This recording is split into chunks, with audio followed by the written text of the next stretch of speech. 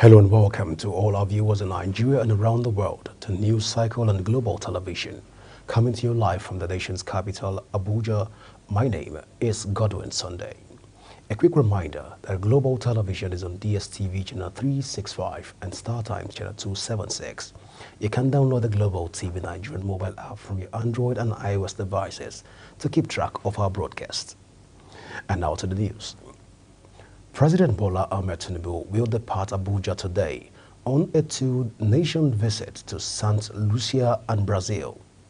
In a statement issued in Abuja by Bayo Onanuga, Special Advisor to the President on Information and Strategy, said the President's first stop is St. Lucia, where he will pay a visit as part of efforts to deepen Nigeria's engagement with Caribbean nations and strengthen South-South cooperation. He said at the end of the visit to the island state, President Tinubu will fly to Brazil to participate in the 17th Summit of BRICS in Rio de Janeiro. President Bola Tinubu has mourned the passing of elder statesman, business mogul and philanthropist Aminu Dantata.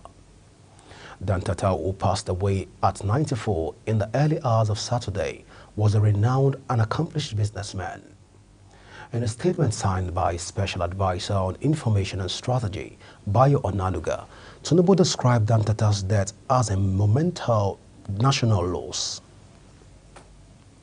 Meanwhile, Vice President Kashim Shettima has expressed deep grief over the passing of prominent Nigerian businessman and philanthropist Alhaji Aminu Alhassan Dantata, saying the country has lost an irreplaceable institution.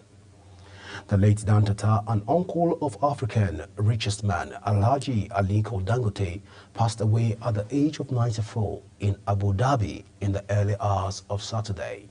Stanley Nkwocha, Senior Special Assistant to the President on Media and Communications, Office of the Vice President, in a condolence message, praised the late businessman for his lifetime of service, describing him as a living bridge that connected us to our past. The Northern Elders Forum has called on President Bola Tinubu to declare state of emergency in northern Nigeria over the unabated insecurity challenges. The elders also condemned the killing of over 20 soldiers in Bangi, Maringa local government area of Niger State.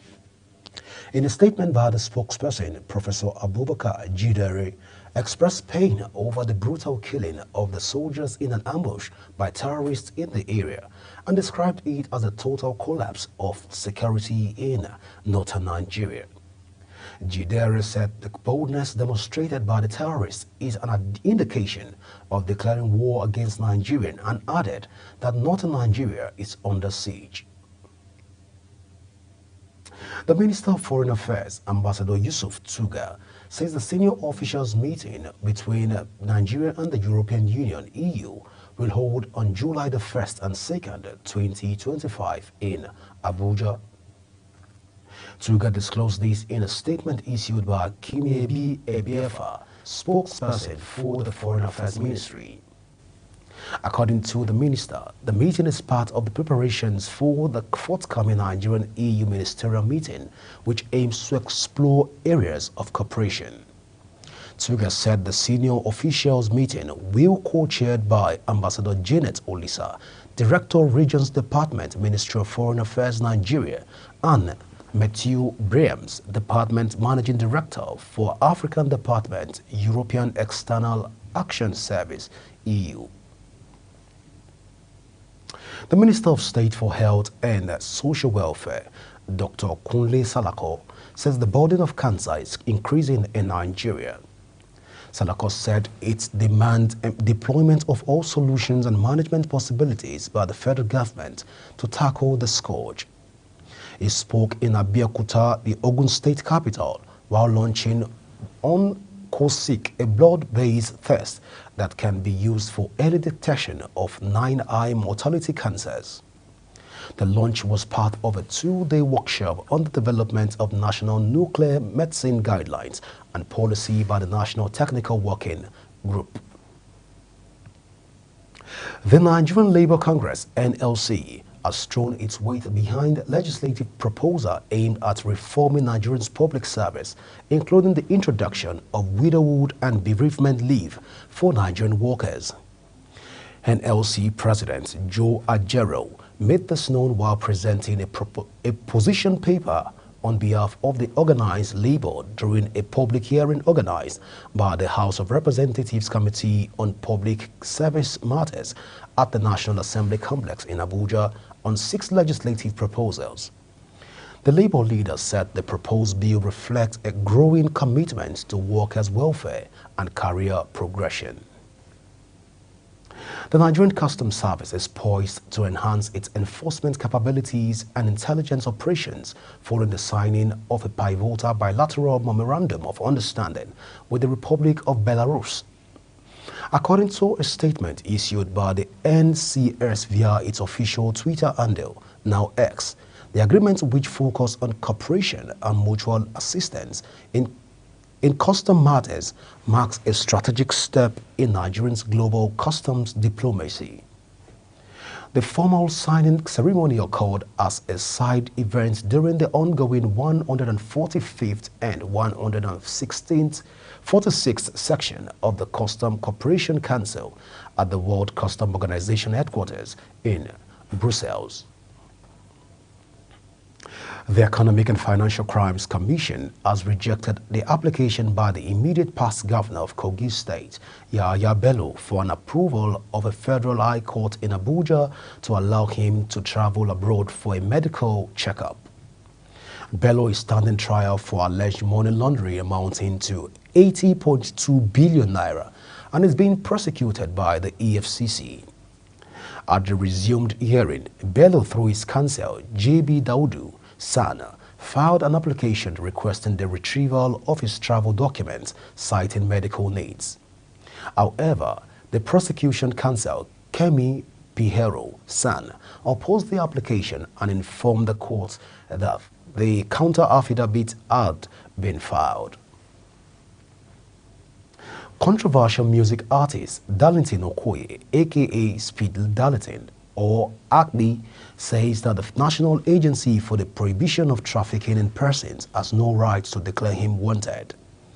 NAPTIC had declared Darlington wanted in connection with alleged offenses including rape, cyberbullying, and cyber-stalking via its official Instagram handle. However, in an interview, Darlington maintained that his lawyer will handle the situation. In another development, no fewer than 7,646 inmates have been released from correctional centers across the country between January 2022 and June 2025 as federal and state government intensify efforts to address chronic overcrowding in the custodian centers.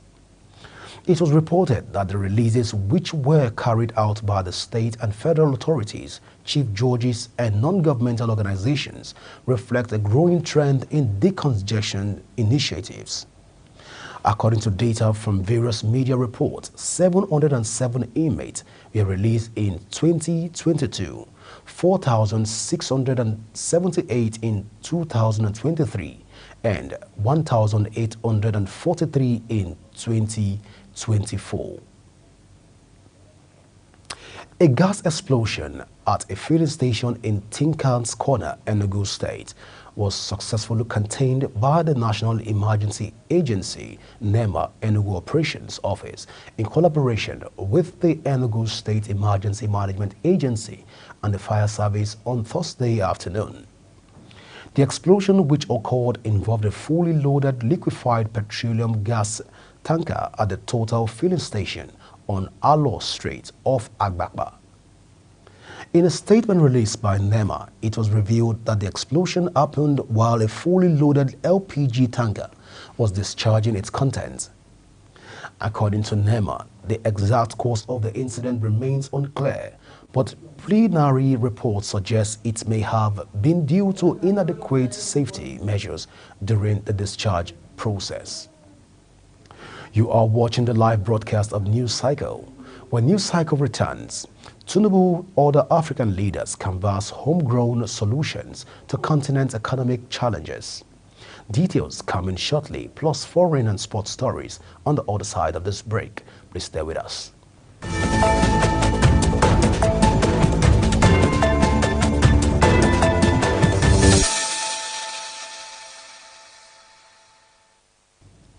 You're welcome back. In business, economic managers and political leaders must adopt homegrown solutions to tackle the economic challenges confronting African continents. This was the submission of stakeholders at the 32nd African Export-Import Bank Afreximbank annual meeting, which was held in Abuja. Meanwhile, President Bola Tinubu conferred the President of African Export-Import Bank, Professor Benedict Orama, with the Grand Commander of the Order of Nigeria, GCON, at the event. The National Institute for Policy and Strategic Studies signed a Memorandum of Understanding with the China National Academy of Governance to promote knowledge, exchange, and capacity building. The agreement signed in Abuja is expected to pave the way for both institutions to engage in joint research, personal exchange, and collaborative training programs aimed at enhancing public policy formulation and implementation in both countries. Speaking at the signing ceremony, Director General and Chief Executive of NIPS, Professor Ayo Omotayo, described the partnership as a strategic move aligned with President Bola Tinubu's renewed hope agenda. A new UN report has shown debt service payments by developing countries soared by $74 billion in 2024, from $847 billion to $921 billion. The report confronting the debt crisis, 11 Actions to Unlock Sustainable Financing, was launched by UN Deputy Secretary General Amina Mohammed.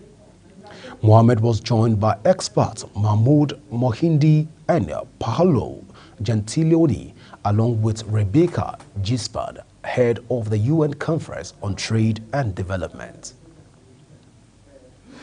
The World Bank has warned that extreme poverty is growing rapidly in Nigeria and 38 other African countries, and also affected by conflict and instability, worsening hunger and pushing development goals further out of reach. The bank made this known in a statement titled "Extreme Poverty Rising Fast in Economies Hit by Conflict, Instability," based on its post-COVID assessment of fragile conflict-affected states. Nigeria is listed among the 39 economies the bank classified as being fragile and conflict-affected situations, a group that includes Afghanistan, Sudan, Syria, Yemen, Haiti, Democratic Republic of Congo, and Venezuela, among others. Nigeria's total public debt rose to 149.39 trillion naira as of March the 31st, 2025, marking a year-on-year increase on 27.72 trillion naira, or 22.8% compared to the 121.67 trillion naira recorded in the corresponding period of 2024. The figure released by the Debt Management Office also reflects a quarter-on-quarter increase of 4.72 trillion, or 3.3% from 144.67 trillion naira as of December 31st, 2024. The persistent rise in debt stock is attributed to new borrowings by the federal government and the depreciation of the naira, which inflated the local currency value of external loans.